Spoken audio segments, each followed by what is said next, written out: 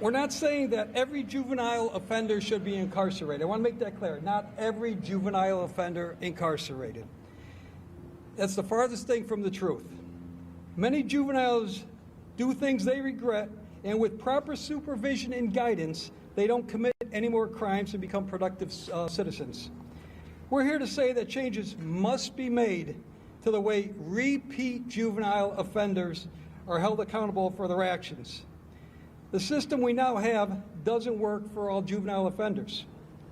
Approximately 2 years ago, the Connecticut Chiefs were here at the Capitol when Chief Spagnola from Waterbury PD, along with Senator Hartley and Representatives Reyes and Cummings, spoke on behalf of changing juvenile laws concerning thefts of motor vehicles. It had been proposed from Chief Spagnola that after a juvenile is convicted for the third time of stealing a car, the repercussions of his or her crime would be more severe. Not after the first, not after the second, after the third time. Evidently, this fell on deaf ears because nothing changed and juvenile crime escalated. Other than the obvious problems of juvenile crimes, people are losing their lives. Both victims and, as in the recent New Britain case where a man was run down by a 17-year-old in a stolen car who had 13 previous arrests.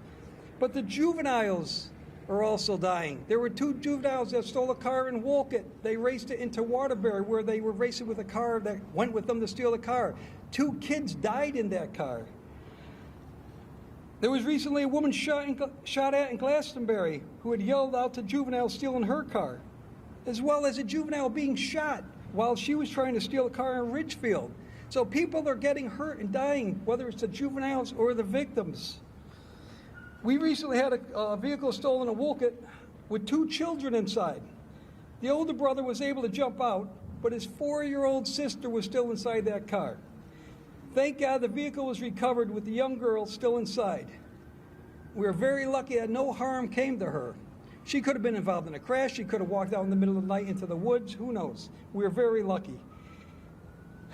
Last week, we were able to make an arrest of one of the parties involved in that case. He was a 17-year-old. This case is still being investigated, and more juvenile arrests are anticipated with this kidnapping and theft of the car. Also, last week, our senior center was burglarized and ransacked. The parties who committed these acts then stole a car. Arrests were made. Both offenders, who are under the age of 18, were previous offenders. One was even laughing and said nothing will happen to him. He wasn't worried in the least. Repeat juvenile offenders know that the current system does not hold them accountable. It only emboldens them to commit more crimes because they know that nothing will happen. And they pretty much do what they want. The present system doesn't help them. Quite the opposite. It turns these repeat juvenile offenders into hardened criminals. Many times they're carrying guns, in some instances shooting when confronted. By not changing the way repeat juvenile offenders are handled, crime will only escalate and more lives, both victims as well as the repeat juvenile offenders, will be at risk.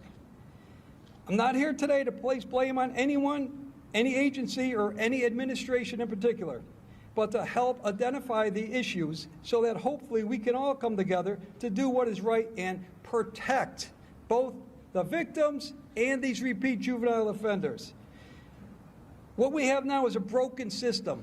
Let's work together to fix it so no one's hurt. Thank you.